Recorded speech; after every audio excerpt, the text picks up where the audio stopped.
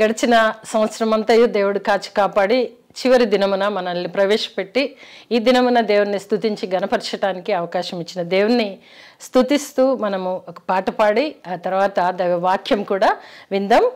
మరి పాటని అందరూ తెలిసిన పాటనే, దానిని ఒకసారి ధ్యానిస్తూ పాటని పాడుదాం.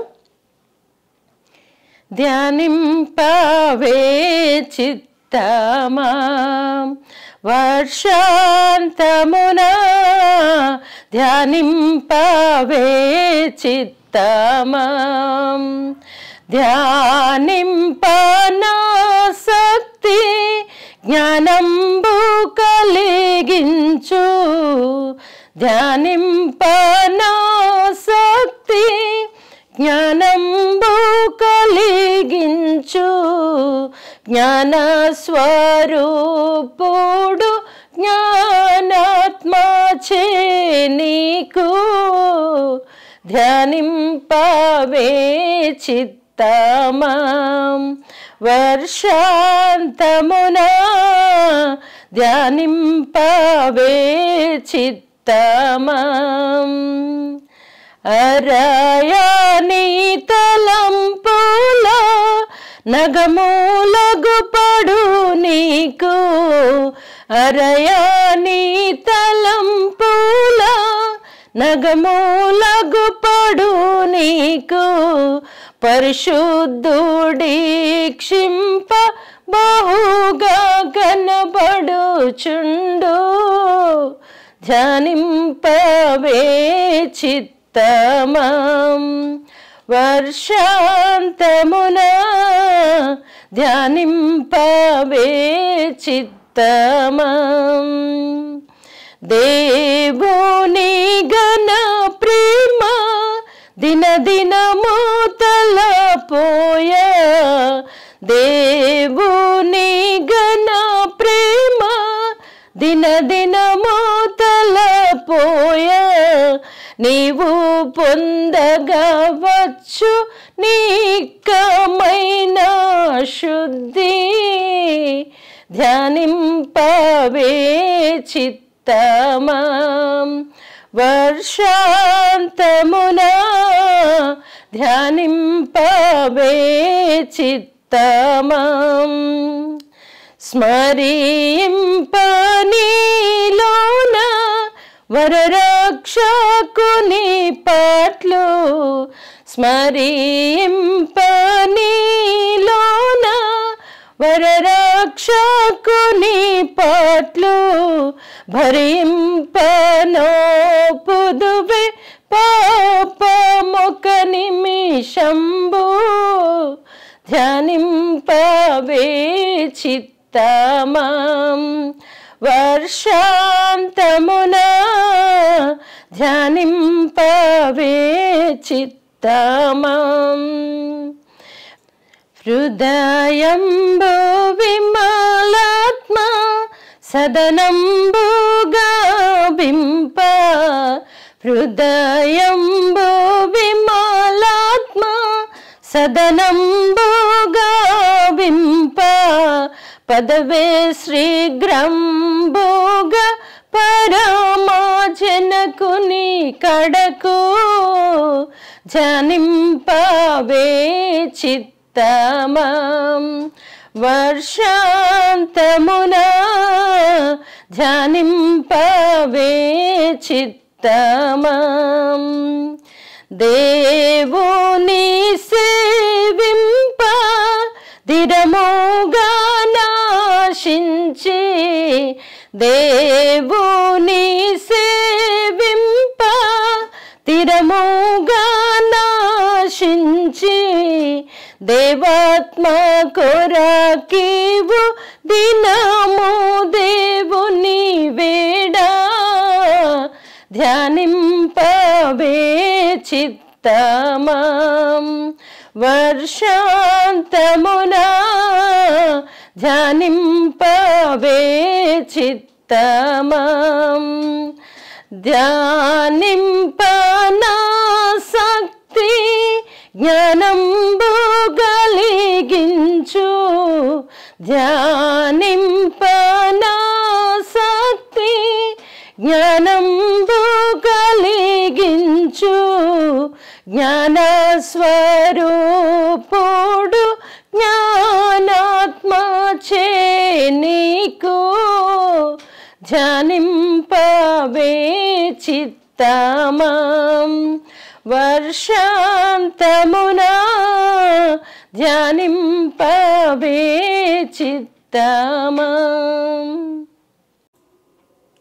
మంచిదండి ప్రియులారా, నేటి దినము యొక్క 2023 చివరి ఆదివారం, 52వ ఆదివారం.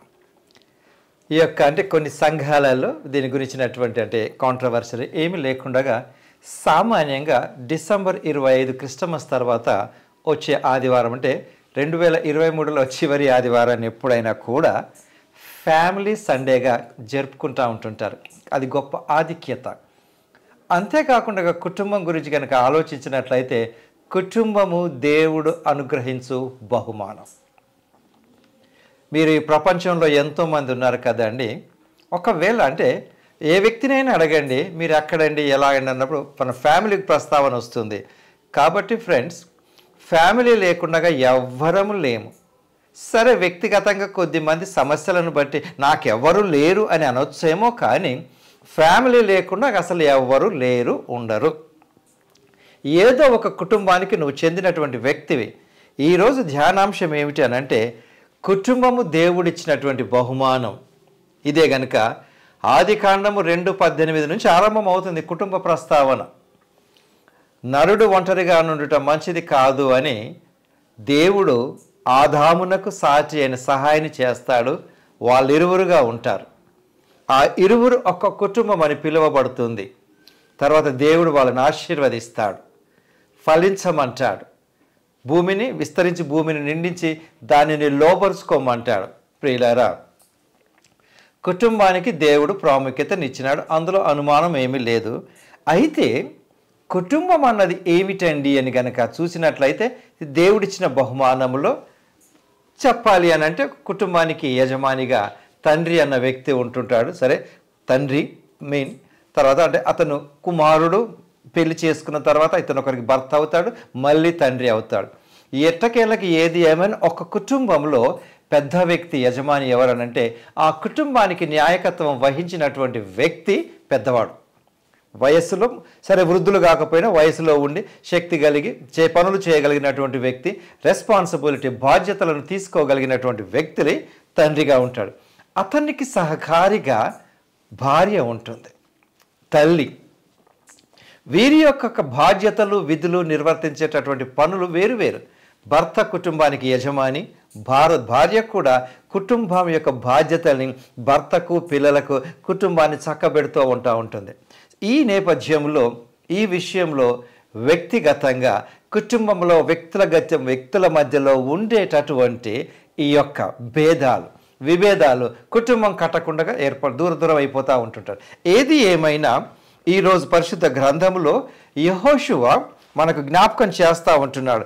యెహోషువ 24వ అధ్యాయం 14వ వచనంలో కనుక చూసినట్లయితే యెహోషువ 24వ అధ్యాయం 14వ వచనం నుండి చూడండి. కాబట్టి మీరు యెహోవా యందు భయభక్తులు గలవారై ఆయనను నిష్కపటముగాను సత్యముగాను సేవించుచు మీ పితరులను నది అద్దరిని ఐగుప్తులను సేవించిన దేవతలను దోసి యెహోవాను సేవించుడి. ఇక్కడ యెహోషువ మనకు జ్ఞాపకం చేస్తున్నటువంటిది దేవుడిని తప్ప మానవులుగా సృజించుకున్నటువంటి మీ దేవుళ్ళను ఆరాధించకని. ప్రియులారా, ఇక్కడి ఒక విషయం ఎక్స్పర్ట్స్ అంటే అనుభవం కలిగినటువంటి వ్యక్తులు ఏమంటారంటే కొద్దిమంది వాళ్ళ మనసుకు నచ్చినటువంటి దేవుళ్ళను దేవతలను వాళ్ళే సృష్టించుకొని ఇదే నా దేవుడని ఆరాధిస్తూ ఉంటుంటారు. అది యెహోషువ జ్ఞాపకం చేస్తుంటున్నాడు. కొద్దిమందికి ఆధ్యాత్మిక జీవితంలో ఎదగాలనుకొని దేవుణ్ణి వెతికిన వాళ్ళు దేవుణ్ణి కనుగొంటారు. సరే, ఇది వ్యక్తిగతం. అందుకు పాటు ఇక్కడ యెహోషువ ఏమంటున్నాడంటే అసలు మీరు ఎవరిని మీరు క్రియేట్ చేసుకున్నటువంటి దేవతనగానే ఖచ్చితంగా ఏంటంటే ఒక రూపం అని అక్కర్లేదండి. ఒక రూపాన్ని నా హృదయంలో చిత్రీకరించుకోవటం నేను వర్షిప్ చేస్తాను. అది ఏదైనా అయి ఉండొచ్చు, ఆకారమే కావాలని ఏమి లేదని ఏదైనా అయి ఉండొచ్చు. అయితే యెహోషువ ఏమంటున్నాడంటే 15వ వచనములో, యెహోవాను సేవించుట మీ దృష్టికి కీడని తోచిన ఎడల మీరు ఎవరిని సేవించెదరో, నది అద్ధరిని మీ పితరులు సేవించిన దేవతలను సేవించెదరో, అమోరీయుల దేశమున మీరు నివసించుచున్నారే వారి దేవతలను సేవించెదరో నేడు మీరు కోరుకొనిడి. మీరెవరిని కోరుకొనినను నేనును నా ఇంటి వారును యెహోవాను సేవించెదము. అంటే ప్రియులారా, ఇక్కడ యెహోషువ మనకు జ్ఞాపకం చేస్తున్న విషయం ఏంటంటే, ఒక వ్యక్తి, నువ్వు ఇంతకుముందు నది అద్దరిలోనున్నావు, ఆ దేవతను పూజిస్తావా? ఇప్పుడు ఈ దేశంలో ఉన్నావు, ఇక్కడ వీళ్ళని పూజిస్తావా? అంటే పర్టికులర్గా ప్రాంతానికి వేరువేరుగా ఉండొచ్చు అన్నది మనకి ఇక్కడ విషదపడుతుంది. అంతేకాని ఏది ఏమైనా మీరేమన్నా చేసుకోండి, నేనును నా ఇంటి వారును. ఇంటిలో ఉండేటటువంటి ప్రియులారా, ఈ యొక్క బాధ్యత తండ్రి తీసుకోవాలి. కుటుంబం విషయంలో ఆయన ఎలా చెప్పగలుగుతున్నాడండి? నేనును నా ఇంటి వారుని యెహోవాను సేవించదము అని ఎలా చెప్పగలుగుతున్నాడంటే, దేవుడి నుండి పొందుకున్నటువంటి బాధ్యతలను కుటుంబ విషయంలో నెరవేర్చగలిగిన ఒక బాధ్యత కలిగిన వ్యక్తిగా ఆయన ఆ నిర్ణయం తీసుకుంటున్నప్పుడు, ఇప్పుడు యెహోషువ, అతని భార్య, ఆ పిల్లల పక్షంగా నిర్ణయం తీసుకోవడానికి ఈయన ఎవరండి అని కొన్ని అడగొచ్చు.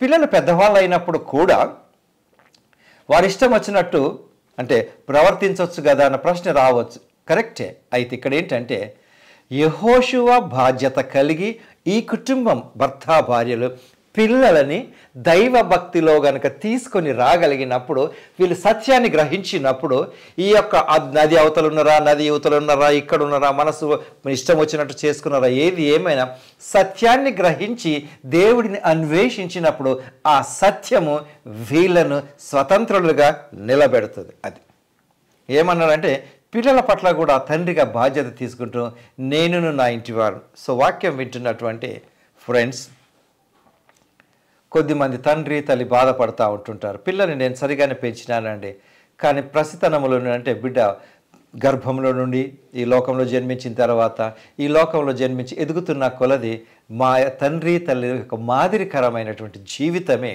వాళ్ళని నిజంగా నీతి యథార్థతలు పేరెంట్స్ కనుక ఉన్నట్లయితే తండ్రి తల్లి దేవుడిని వాళ్ళకు చూపించగలరండి. ఇప్పుడు ఉదాహరణకి, దేవుడు ప్రేమ, కరెక్ట్, దేవుడు ప్రేమ స్వరూపి. పిల్లలకు దేవుణ్ణి నేను చూపించాలి. ఎలా చూపించాలండి? పిల్లలకు నేను దేవుడిని చూపించాలన్నప్పుడు నేను ఎలా చూపించగలను? దేవుడు ప్రేమ బిడ్డ అన్నప్పుడు ఆ ప్రేమను నాలో చూపిస్తూ తండ్రి అనే వ్యక్తి నిజంగా నన్ను ప్రేమిస్తున్నాడు అని నా ప్రేమను నా పిల్లలకు చూపినప్పుడు నిజంగా దేవుడు కూడా ఇలాగే ఉంటాడేమోనన్న సత్యాన్ని పిల్లలు గ్రహిస్తారు. ఇప్పుడు దేవుడి ప్రేమ ఉంది, దేవుడి ప్రేమను నేను పొందుకున్నాను. ఇప్పుడు నా పిల్లలకు ఆ దేవుడిని పరిచయం చేయాలి అంటే మార్గం ఏదండి అంటే ప్రేమే. ఆ ప్రేమను నేను వీళ్ళకు కనుపరచడం కొరకు నేను పిల్లల్ని ప్రేమించే విధానములో తండ్రి అన్నవాడు ప్రేమిస్తున్నాడు, ప్రేమకు ప్రతిరూపం తండ్రి, ఆ తండ్రి దేవుడై ఉంటాడని వాళ్ళు గ్రహిస్తారని. సో ఆ యొక్క ఏమంటున్నాడండి, ఒక రకంగా చెప్పాలంటే ఆ నిర్ణయం యెహోషువ తీసుకున్నాడు, నేనును నా ఇంటివారు. ఫ్రెండ్స్, కానీ మానవుడు తను సృష్టించుకున్నటువంటి లోకములో ఈ ప్రేమ అన్నది ఎప్పుడైనా త్యాగపూరితంగా ఉంటుంది. ప్రేమను ప్రాక్టీస్ చేయటం ఇబ్బందులు పడుతూ ఉంటుంటారు, కాబట్టి ప్రేమలో త్యాగం ఉంది. ఆ త్యాగం చేయలేని పక్షంలో దేవుణ్ణి నేను ప్రకటించలేను, పిల్లలకు ప్రేమను చూపలేను, తండ్రి కానీ తల్లి కానీ. అంతేకాకుండా దేవుడు పక్షపాతి కాడు. కుటుంబంలో కూడా తండ్రి తల్లి పక్షపాతం చూపకూడదు పిల్లల మధ్యలో. అది అసలు ఫస్ట్ ఆఫ్ ఆల్ ఈ కుటుంబమే దేవుడు నాకు ఇచ్చిన బహుమానం. ఏంటది? భర్త భార్యలు ఉన్నారు, వీరికి పిల్లలు కలిగినప్పుడు పిల్లలు దేవుడిచ్చి స్వాస్థ్యము బహుమానం కదా. ఈ బహుమానానికి ఆ తండ్రి అయిన దేవుడిని నేను పరిచయం చేయటానికి మేమున్నాం. తండ్రి తల్లి ఎలా ప్రేమగా వీరికి ప్రకటించడం అన్నది చెయ్యాలి. సో ఈ విషయంలోనే ఇక్కడ తండ్రి తల్లి పిల్లలు సామాన్యంగా ఇంత అనుకుందామండి. పెళ్ళిళ్ళు అవుతున్న కొద్ది తాతలు ముత్తాతలు అవుతూ ఉంటుంటారు. ఫైన్. నౌ పిల్లలకి ఈ ప్రేమను నేను ప్రకటించాలి. ఆ ప్రేమను ప్రకటించడానికి పిల్లలు రావటానికి తండ్రి తల్లి అంటే భర్త భార్య ఇరువురికి ఇచ్చినటువంటి బహుమానము ఈ పిల్లలతో కలిపి ఈ కుటుంబమే దేవుడిచ్చిన బహుమానం. భర్త భార్య పిల్లలు 1 2 3 వాట్ ఎవర్ ఇట్ ఈస్ అండి. వీరంతా కలిసినటువంటిది దేవుడి యొక్క ఈ బహుమానాన్ని కాపాడుకోవటము దేవుడు నాకిచ్చినటువంటి ఒక బాధ్యత. ఉదాహరణకి ఎనీథింగ్ అండి, ఫ్లవర్ వాజ్ ఉంది, ఫ్లవర్స్ ఉన్నాయి, అటు ఒకటే పీస్ అనుకుందాం, బట్ డిఫరెంట్ పార్ట్స్. ఒక వ్యక్తి నాకు ఎవరైనా బహుమానం ఇచ్చినారండి, వాల్ క్లాక్ అనుకుందాం, సరే ఎక్స్పెన్సివ్. ఆ వాల్ క్లాక్లో అన్నీ ఉంటేనే అది వాల్ క్లాక్ అవుతుంది. ఏంటది? నీడిల్స్, సూదులు ఉంటాయి కదండి, కాలమానం చూపటానికి, ఇది టైం చూపటానికి. చిన్న నీడిల్ పెద్ద నీడిల్ అంటూ ఉంటుంటాం కదా. పెద్ద నీడిల్ ఒకవేళ నేను పెద్దదాన్ని కదా, నేను నీ దగ్గర ఉండను, నువ్వు నాకు చాలా చిన్నగా ఉన్నావు అనుకుంటే ఆ యొక్క బహుమానానికి విలువ ఉండదు. మీరు కూడా కొన్ని చోట్ల చూసి ఉంటుంటారు అనుకోండి. ఒకవేళ ఫ్యానే అనుకుందామండి, దానికి ఒక మోటార్ లోపల చేసి ఉంటుంది కానీ ఆ యొక్క కాపర్ కాయిల్స్ అన్నీ ఉంటాయి, అవన్నీ ప్లస్ వింగ్స్ ఉంటాయి. సరే 3 4 5 వాట్ ఏమైనప్పటికీ లేదు నాకు వింగ్తో పని లేదు, నేనే తిరుగుతానంటే అది ఒంటరిగా తిరిగితే గాలి రాదు. వింగ్స్ కూడా నువ్వు నాకు అక్కర్లేదు అనుకుంటే దాంట్లో గాలి రాదు. చూడండి, అదే మొబైలే గిఫ్ట్ ఇచ్చినారనుకోండి, మొబైల్ నేనే కాస్ట్లీని 73,000 పలానా కంపెనీ నేను అని అనుకున్నాను అనుకో, సిమ్ లేకుంటే అది నో యూజ్ నీకు, బ్యాటరీ ఛార్జర్ లేకుండా నో యూజ్ నీకు. ఇవన్నీ ఒక ఫ్యామిలీ అండి. సో వృక్షాలను కూడా మనం చూస్తున్నప్పుడు ఇది ఈ ఫ్యామిలీ, ఇది ఈ ఫ్యామిలీ, ఇది ఈ ఫ్యామిలీ అంటుంటారు కదండి. కానీ వాటికంటే ప్రాముఖ్యమైనటువంటి విలువ కుటుంబానికి దేవుడిచ్చినాడు. ప్రియులారా, ఆలోచించండి. యెహోషువ మాదిరిగా ఏ రకంగా మనం ఉంటున్నామని. నౌ దీన్ని మార్కు సువార్తలో యేసు ప్రభు దగ్గరికి వాళ్ళ అక్క తమ్ముడు వచ్చినప్పుడు, అంటే తల్లియు సహోదరుని ఉన్నారని చెప్తారు. మార్కు సువార్త 3వ అధ్యాయంలో 31వ వచనం. మార్కు సువార్త 3వ అధ్యాయం 31లో ఏం జరిగిందో చూద్దాం. ఆయన సహోదరులను తల్లియు వచ్చి వెలుపల నిలిచి ఆయనను పిలువనంపిరి. అంటే యేసు ప్రభువు లోపల ఒకరికి స్వస్థత చేకూరుస్తూ ఉంటున్నప్పుడు ఆ క్రౌడ్లో వీళ్ళందరూ వెళ్ళలేకపోయినారు. మేరీ అండ్ బ్రదర్స్ ఎవరో చెప్పారు ఆయనకి, యేసు ప్రభుకు చెప్పి మెసేజ్ పెట్టారు, ఇట్లా వాళ్ళ తల్లి అండ్ తమ్ముళ్ళు బయట ఉన్నారు అన్నప్పుడు మిమ్మల్ని చూడటానికి వచ్చినారని. చూడండి యేసు ప్రభు ఏమంటాడు ఇక్కడ, ఆయన సహోదరులను తల్లియు వచ్చి వెలుపల నిలిచి ఆయనను పిలువనంపారు. అంటే వేరే వాళ్ళు పోయారు. జనులు గుంపులుగా ఆయన చుట్టూ కూర్చుండిరి. వారు, ఇదిగో నీ తల్లియు నీ సహోదరులను వెలుపల ఉండి నీ కోసరము వెతుకుచున్నారని ఆయనతో చెప్పగా. ఇప్పుడు మన ఫ్యామిలీని చూసుకుందామండి. యేసు ప్రభు ఇలా అన్నాడు అనంటే తల్లి అయిన మరియను సహోదరులను తిరస్కరించాడని కాదు. కానీ ఈ వాక్యము కుటుంబ బహుమానాన్ని నిలబెట్టుకోవటం కొరకు దేవుడిచ్చిన ఆ యొక్క వివరణ యేసుప్రభు మనకు చెప్తా ఉంటున్నాడు. యేసుప్రభు ఏమంటున్నాడంటే కుటుంబంలో నేర్చుకోవాల్సినటువంటి విషయం గురించి ఆయన మాట్లాడుతున్నాడు. ఆయన అప్పుడు ఏమంటున్నానంటే, అప్పుడు ఆయన నా తల్లి నా సహోదరులు ఎవరు అంటాడు. తన చుట్టూ కూర్చున్న వారిని కలియ చూసి, ఇదే ఇప్పుడు ఒక ఫ్యామిలీ, నా తల్లి నా సహోదరులు ఎవరండి అంటే వీళ్ళంతా నా తల్లి సహోదరులు. అంటే ఇదంతా ఒక్క ఫ్యామిలీగా చూడండి. ఎంతోమంది డిఫరెంట్ కుటుంబాలలో మనం పుట్టాం.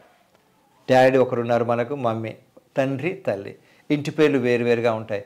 కానీ ఒక్కసారి నిజమైన దేవుణ్ణి గుర్తెరిగి యేసు ప్రభు చేసిన త్యాగాన్ని జ్ఞాపకం చేసుకున్న తర్వాత ఇక్కడున్న నేను తండ్రి అని ఆయనకు ప్రార్థన చేస్తూ ఉంటున్నాను, అక్కడెక్కడో ఉన్న మీరు ప్రార్థన చేస్తా తండ్రి, ఫాదర్ ఇన్ హెవెన్ అని.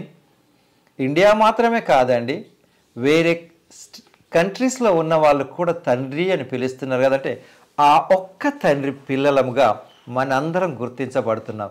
దానికి కారణం ఎవరండి? ప్రభువైన యేసు క్రీస్తు కల్వరి శిలువ పైన చేసిన త్యాగం. నౌ అంటే ఇక్కడ మరియమ్మను లేలే నా తల్లి కాదన్నాడని కాదు. ఎందుకంటే యేసు ప్రభువే కనుక అలా చేసి ఉండనట్లయితే అక్కడ సిలువ పైన ఇదిగో నీ తల్లి, ఇదిగో నీ కుమారుడు అని ఉండేవాడు కాదు. తన బాధ్యతలు చేసినాడు. మనకి ఇక్కడ ఏం గుర్తిస్తుంటున్నాడు అంటే, గుర్తింప చేస్తున్నాడు అంటే, ఒక సహవాసం అన్నది అంతా కూడా ఎప్పుడైనా ఒక కుటుంబం అండి. కుటుంబాలు బాగుంటేనే సంఘాలు బాగుంటాయి, సంఘం బాగుంటే సమాజం బాగుంటుంది. ఆ కుటుంబ బాధ్యతల గురించి. కానీ కుటుంబాలలో కట్టబడకపోవటానికి ఒక బలమైనటువంటి కారణం ఏంటంటే, మనుష్యులలో స్వార్థం, ఒకరినొకరు క్షమించుకోకపోవటం. మనుష్యులలో స్వార్థము, ఒకరినొకరు క్షమించుకోకపోవటం అండి. కాబట్టి ప్రియులారా, ఈ యొక్క వాక్యాన్ని వింటున్నప్పుడు, చదువుతూ ఉంటున్నప్పుడు ఈ కుటుంబాన్ని ఒక బాధ్యతగా స్వీకరించి నాకెవరు లేరు అనుకోవటం కంటే నేను ఎంతమందికి ఉన్నానని పరీక్షించుకొని మనము కొత్త సంవత్సరంలో ప్రవేశించాలి. అదే అంటాడు, చూసినారండి. తన చుట్టూ కూర్చున్న వారిని కలియచేసి ఇదిగో నా తల్లియు నా సహోదరులు చెప్తూ, దేవుని చిత్తమున చొప్పున జరిగించు వాడే నా సహోదరుడును నా సహోదరి తల్లియునని చెప్పాను. ప్రియులారా, ఇది మనం గమనించవలసినటువంటి సత్యం. దేవుడి చిత్త ప్రకారం చేస్తున్నానా, మానవుల చిత్త ప్రకారం నా ఇష్ట ప్రకారం చేస్తున్నానా? ఫ్రెండ్స్, కొన్ని వాస్తవాలు ఏంటంటే తెలిసి ఉన్నప్పటికీ వాటి నుంచి దూరంగా పోలేం. మనుష్యులలో ఒకే కుటుంబం భిన్నం అవటానికి మనుషులలో ఉండేటటువంటి స్వార్థం అన్నది బిగ్ అంబ్రెల్లా. అందులో ఎక్కడ కుటుంబాలు విచ్ఛిన్నం అవుతూ ఉంటున్నాయని అంటే స్వార్థం అని అన్నాను కదండి. ఒకరినొకరు క్షమించుకోకపోవటం ఒక కారణం. ఒకరి గురించి ఒకరికి ఇవ్వటానికి బదులుగా నేనే పొందుకోవాలన్నది, ప్రాపర్టీస్ దగ్గర గొడవలు వచ్చి కుటుంబాలు విడిపోవటం కానీ, తర్వాత నన్నే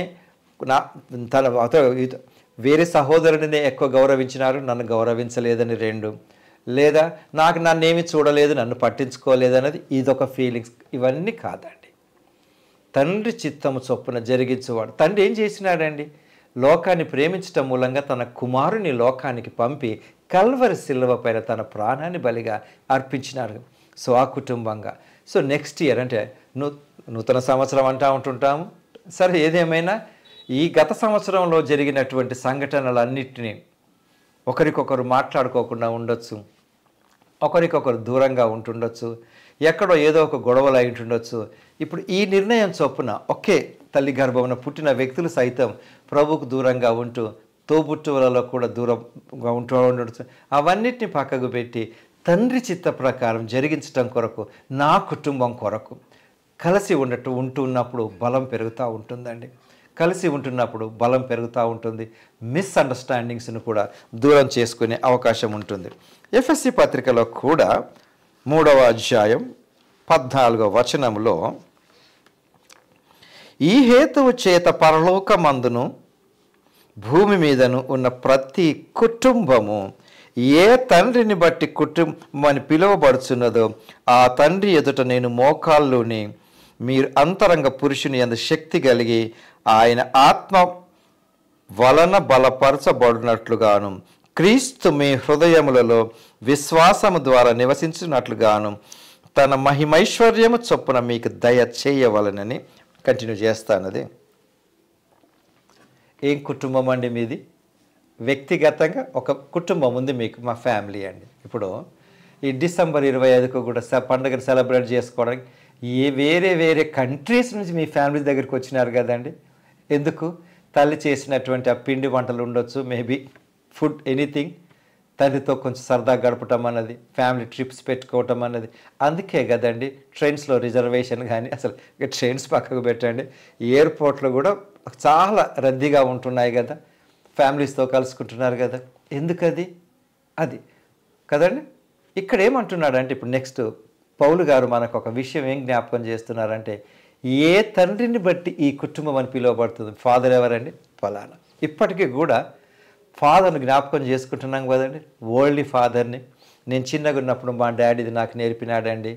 నేను ఈ తప్పు చేసినప్పుడు డాడీ సరే గద్దించినాడో, అరిచాడో, ఏదో చేసినాడు, నాకు ఇది క్లియర్గా మా మమ్మీ చెప్పింది, డాడీ చెప్పినారు. మా పెద్దన్న ఉండేవాడు ఇలా చేసినాడు, మాకు ఒక అక్క ఉండేది ఇలా చేసింది, మేము మా మేనత్త ఇంటికి వెళ్ళినప్పుడు ఇలా చేసినామని అనుకుంటారు కదండి. మా పిన్ని ఇంటికి వెళ్ళినప్పుడు ఇలాగా పలానా పిండి వంటకం తిన్నానండి, అది వాళ్ళ ఇంట్లో అయితేనే.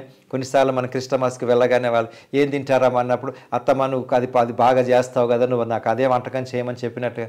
ఇప్పుడు కన్క్లూజన్ ఏంటంటే, ఎవరిని బట్టి ఇది కుటుంబం అని పిలువబడుతుంది, తండ్రి అయిన దేవుని బట్టి కుటుంబం పిలువబడుతుంది కదా. ఇప్పుడు ఏమంటున్నాడు, ఆ కుటుంబంలో మీరు ఇంకా ముందుకెళ్ళాలి. ఆ కుటుంబంలో ఆయన కృపను బట్టి మహిమైశ్వర్యము చొప్పున ఇంకా అంటే ఈ కుటుంబం అన్నది ఇలాగే ఉండాలి, ఇలా విడిపోవటానికి వీలు లేదండి. ఇదొక గ్రిప్ తీసుకుంటున్నప్పుడు ఈ 5 వేళ్ళు కలిస్తే శక్తి ఉంటుంది. సో నిజానికి కూడా ఈ కుటుంబాలను విడగొట్టడానికి అపవాది అన్నవాడు ప్రయత్నం చేస్తూ ఉంటుంటాడు, ఎవరిలో ఒకరి ద్వారా. కాబట్టి ఆది కాండంలో అవ్వాదాం ఇద్దరు ఉన్నప్పుడే వాడు వచ్చి ప్రయత్నం చేసినాడు. అదే మాదిరిగా కుటుంబాలు విచ్ఛిన్నమైపోకుండా ఉండు నిమిత్తం ప్రభు మనకు చూపించినటువంటి కృపను. సో ఇతరుల గురించి అని కాకపోయినా వ్యక్తిగతంగా నీ కుటుంబంలో ప్రత్యేకంగా క్రైస్తవ ప్రేమను, క్రీస్తు ప్రేమను ఒకరినొకరు పంచుకుంటూ కుటుంబంగా కట్టబడుతూ, సంఘంగా కట్టబడుతూ, బలపడుతూ ముందుకు వెళ్ళాలనేది కోరికండి. సో 2023లో జరిగినటువంటి సంఘటనలను విడిచిపెట్టి 2024లో ఏమండి అంతరంగ పురుషుని యందు మార్పు పొంది ఒక నిజమైనటువంటి క్రైస్తవ కుటుంబముగా దేవుని ఎరిగిన ప్రజగా ముందుకు వెళ్ళే కృప దేవుడు మనకు దయచేయునుగాక. ప్రార్థించుకుందాం. ప్రేమ కనికరం కలిగిన ప్రియ పరలోకపు తండ్రి, ఇంతవరకు మీరు మాతో మాట్లాడిన విధానమును బట్టి వందనములు, హెచ్చరించిన విధానములను బట్టి మీకు వందనాలు చెల్లించుకుంటున్నాం తండ్రి. నేటి లేఖనములను బట్టి మీకు వందనాలు చెల్లిస్తూ మీ ప్రేమలో ఇంకా ముందుకు వెళ్ళే కృప చూపమని, కుటుంబములుగా బలపడుతూ సంఘ అభివృద్ధి కొరకు దోహదపడే కుటుంబములుగా మేము ఉండే కృప చూపమనియు ప్రభువా, మరొకసారి ఈ సంవత్సరం అంతా కాచి కాపాడినందుకే మీకు వందనాలు చెల్లించుకుంటూ నూతన వత్సరంలో కూడా ప్రభువా కుటుంబములుగా మిమ్మల్ని సేవించే కృప దయచేయమని యేసు నామములో వేడుకుంటున్నాను తండ్రి. ఆమెన్. మంచిదండి. తిరిగి కలుసుకొని పర్యంతం ప్రభు కృప మనకు తోడై ఉండును గాక. ఆమెన్.